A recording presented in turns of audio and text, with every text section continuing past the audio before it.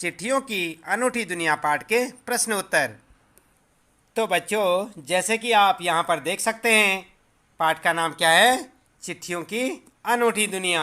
आप देख रहे हैं ना यहाँ पर। और यहाँ पर पहला प्रश्न है आपके लिए, पत्र जैसा संतोष फोन या एसएमएस का संदेश क्यों नहीं दे सकता? आप देख रहे हैं यहाँ पर, पत्र जैसा संतोष फोन या एसएमएस क्यों नहीं दे सकता?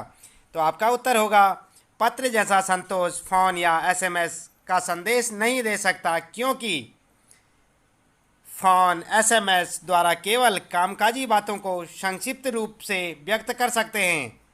आप देख रहे हैं पहले का उत्तर, पत्रों द्वारा हम अपने मनोभावों को खुलकर व्यक्त कर सकते हैं। पत्रों से आत्मीयता झलकती है। इन्हें अनुसंधान का विषय भी बनाया जा सकता है। ये कई किताबों का आधार हैं। पत्र राजनीति, साहित्य तथा कला के क्षेत्र में प्रगतिशील आंदोलन के कारण बन सकते हैं। यह क्षमता फोन या एसएमएस द्वारा दिए गए संदेश में नहीं है। पत्रों का आकार बड़ा और उनका तत्व अस्थायी होता है, जिन्हें भविष्य के लिए संभाल कर रखा जा सकता है। तो आपने जाना यहाँ पर पहले प्रश्न का उत्तर कि आप पत्र जैसा संतोष फोन या एसएमएस का संदेश क्यों नहीं दे सकता। तो आप ठीक इसी प्रकार से इसका उत्तर लिखेंगे। इसके बाद दूसरा प्रश्न है आपके लिए यहाँ पर, पत्र को खत, कागज, उत्तरम, जाबू, लेख, कड़ित, पाती, चिट्ठी इत्यादि कहा जाता है। इन शब्दों से संबंधित भाषाओं के नाम बताइए। तो आप देख रहे हैं यहाँ पर कई प्रकार के जो है शब्द यहाँ लिखे गए हैं, जो कि पत्रों को अलग अलग भाषाओं में कहा जाता है। तो आप देख रहे हैं यहाँ पर उत्तर, खत, खत किस भाषा में कहा जाता है? उर्दू में। और कागज कहा जाता है कन्नड़ में, उत्तरम तेलुगु में, जाबू तेलुगु में, लेख भी तेलुगु में। कड़ित तमिल भाषा का शब्द है, पाती जो है हिंदी का है, चिट्ठी हिंदी का है और पत्र संस्कृत भाषा का। तो इस प्रकार से आप देखें यहाँ पर कि अलग अलग भाषाओं में पत्र को अलग अलग नामों से जाना जाता है।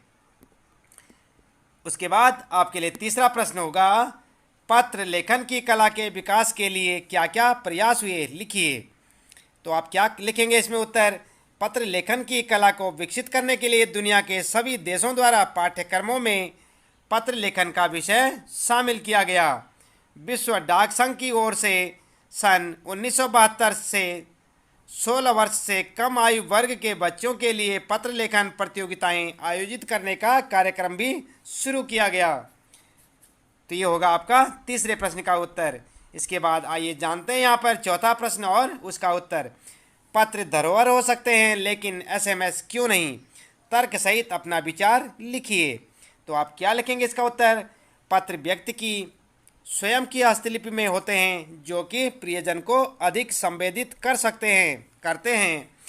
हम जितने चाहें उतने पत्रों को धरोहर के रूप में समेट कर रख सकते हैं, जबकि एसएमएस को मोबाइल में सहेज कर रखने की क्षमता ज़्यादा समय तक नहीं होती है। एसएमएस को जल्द ही भुला दिया जाता है। पत्र देश काल समाज को जानने का साधन रहा है। दुनिया के तमाम संग्रहालयों में जानी मानी हस्तियों के पत्रों का अनूठा संकलन भी है। उपयोगी एवं शिक्षाप्रद पत्रों को पुस्तक के रूप में भी रखा जा सकता है। तो इस प्रकार से आप चौथे प्रश्न का उत्तर लिखेंगे। इसके बाद आइए जानते हैं यहाँ पर पांचवा प्रश्न आपके लिए, क्या चिट्ठियों की जगह कभी फैक्स, ईमेल, टेलीफोन या अथवा मोबाइल भी ले सकते हैं? आप देख रहे हैं ना यहाँ पर पांचवा प्रश्न है, क्या चिट्ठियों की जगह कभी फैक्स, ईमेल, टेलीफोन तथा मोबाइल ले सकते हैं? तो आपका उत्तर होगा, पत्रों का चलन न कभी कम हुआ था न कभी कम होगा। चिट्ठियों की जगह कोई नहीं ले सकता। पत्र लेखन एक साहित्यिक कला है, परंतु फैक्स, ईमेल, टेलीफोन तथा मोबाइल जैसे तकनीकी माध्यम केवल कामकाज के क्षेत्र में महत्वपूर्ण हैं। आज ये आवश्यकताओं में आते हैं, फिर भी ये पत्र का स्थान नहीं ले सकते। सबसे महत्वपूर्ण बात यह है कि पत्रों से जो आत्मीयता, प्रेम और लगाव मिलता है वह संचार के इन साधनों से नहीं मिल सकता। तो इस प्रकार से आप उत्तर लिखेंगे यहाँ पर पांचवें प्रश्न का। इसके बाद आपके लिए छठा प्रश्न यहाँ पर आप देख सकते हैं, किसी के लिए बिना टिकट लिफाफे पर सही पता लिखकर पत्र बैरंग भेजने पर कौन सी कठिनाई आ सकती है, पता कीजिए। तो आपका उत्तर होगा बिना टिकट सादे लिफाफे पर सही पता लिखकर पत्र बैरंग भेजने पर पत्र को पाने वाले व्यक्ति को टिकट की धनराशि जुर्माने के रूप में देनी पड़ सकती है। कई बार में पत्र सही पते पर नहीं पहुंचता या फिर पत्र वापस भी आ सकता है। इस प्रकार से आप उत्तर लिखेंगे। इसके बाद अगला और 7वां प्रश्न आपके लिए, आप ध्यानपूर्वक देखें। पिन कोड भी संख्याओं में लिखा गया एक पता है, कैसे? तो आपका उत्तर होगा पिन कोड किसी खास क्षेत्र को संबोधित करता है कि यह पत्र किस राज्य के किस क्षेत्र का है। इसके साथ व्यक्ति का नाम और नंबर आदि भी लिखना पड़ता है। पिन कोड का पूरा रूप है पोस्टल इंडेक्स नंबर। यह 6 अंकों का होता है। हर एक का खास स्थानीय अर्थ होता है, जैसे 1 अंक राज्य का, 2 और 3 अंक उपक्षेत्र के, अन्य अंक क्रमशः डाकघर आदि के होते हैं। इस प्रकार पिन कोड भी संख्याओं में लिखा गया एक पता है। आप इस प्रकार से इसका उत्तर लिखेंगे। इसके बाद बच्चों 8वां प्रश्न आपके लिए, ऐसा क्यों होता था कि महात्मा गांधी को दुनिया भर से पत्र महात्मा गांधी इंडिया पता लिखकर आते थे?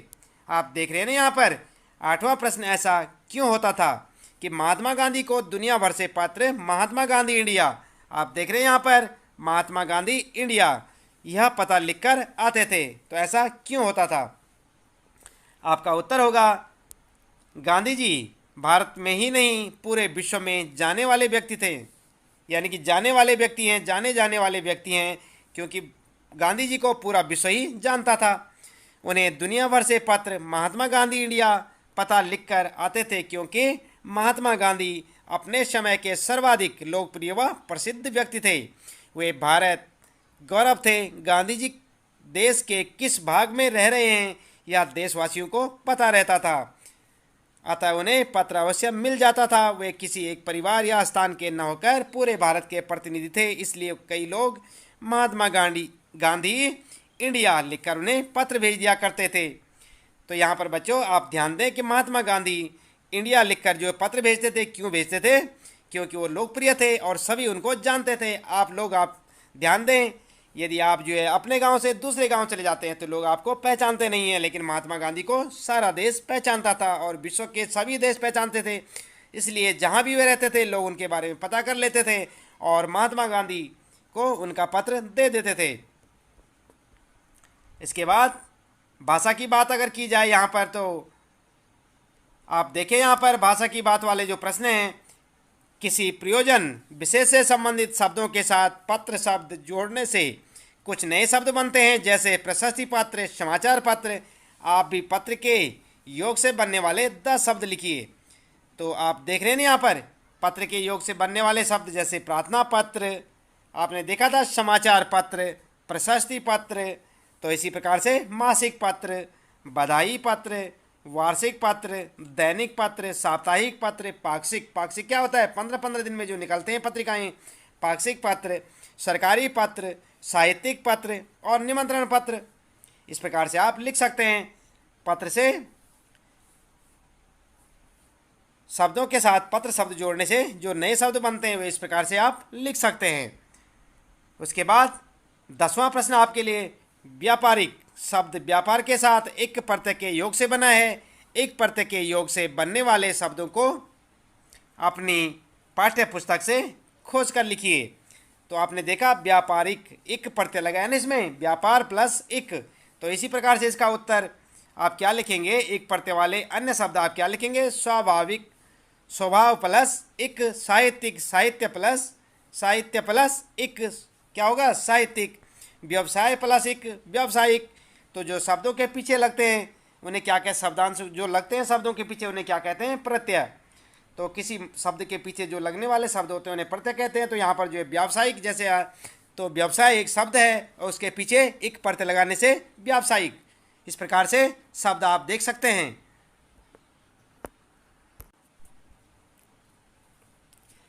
तो बच्चों इसी प्रकार आगे अन्य शब्द भी आप यहाँ पर देखें, जैसे प्राकृतिक, प्रकृति प्लस एक, जैविक, जैव प्लस एक, प्रारंभिक, प्रारंभ प्लस एक, पौराणिक, पुराण प्लस एक, ऐतिहासिक, इतिहास प्लस एक और सांस्कृतिक, संस्कृति प्लस एक। तो इस प्रकार से आप सारे शब्दों को यहाँ से देख सकते हैं।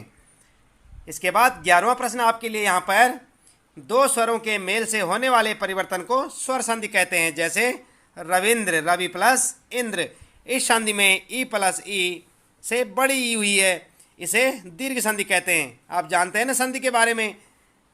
इसके बारे में आप दूसरी वीडियो भी देख सकते हैं जहाँ पर कि संधि के बारे में आपको पूरा बताया जाएगा। दीर्घ स्वर संधि के और उदाहरण खोज कर लिखिए। मुख्य रूप से स्वर संधियाँ 4 प्रकार की मानी गई हैं, दीर्घ, गुण, वृद्धि और यण संधि। और ध्यान दें बच्चों, ये क्या है, स्वर संधि के भेद हैं। आप स्वर संधि के भेद हमारी दूसरी वीडियो में देख सकते हैं। तो इसके बाद बच्चों यहाँ पर आप देख रहे हैं स्वर या दीर्घ। अ, ई, उ के बाद ह्रस्व या दीर्घ अ, ई, उ, आ आए तो ये आपस में मिलकर क्रमशः दीर्घ आ, ई, उ हो जाते हैं। इसी कारण इस संधि को दीर्घ संधि कहते हैं। जैसे संग्रह प्लस आलय, संग्रहालय, महा प्लस आत्मा, महात्मा। इस प्रकार के क्रम से कम 10 उदाहरण खोजकर लिखिए और अपनी शिक्षक को दिखाइए। तो आपका उत्तर क्या होगा? गुरु उपदेश, गुरु प्लस उपदेश। यहाँ पर आप देखें गुरु प्लस उपदेश। इसी प्रकार संग्रहालय, संग्रह प्लस आलय, और हिमालय, हिम प्लस आलय, और भोजनालय, भोजन प्लस आलय। आप देख रहे हैं ना पीछे ए प्लस आ, उ प्लस उ दिख रहे हैं ना आपको। इसी प्रकार से आप इन्हें लिखेंगे। स्वेच्छा, सु प्लस इच्छा, अनुमति, अनु प्लस मति। और इसके बाद रविंद्र, रवि प्लस इंद्र, और विद्यालय, विद्या प्लस आलय, सूर्योदय, सूर्य प्लस उदय, और सदा प्लस एव, सदैव। तो इस प्रकार से आप इन शब्दों को लिखें और संधि से संबंधित वीडियो देखने के लिए और अधिक जानकारी के लिए संधि पाठ का वीडियो जरूर देखें। तो इस प्रकार बच्चों यहाँ पर जो है आपका ये पाठ जो है समाप्त होता है।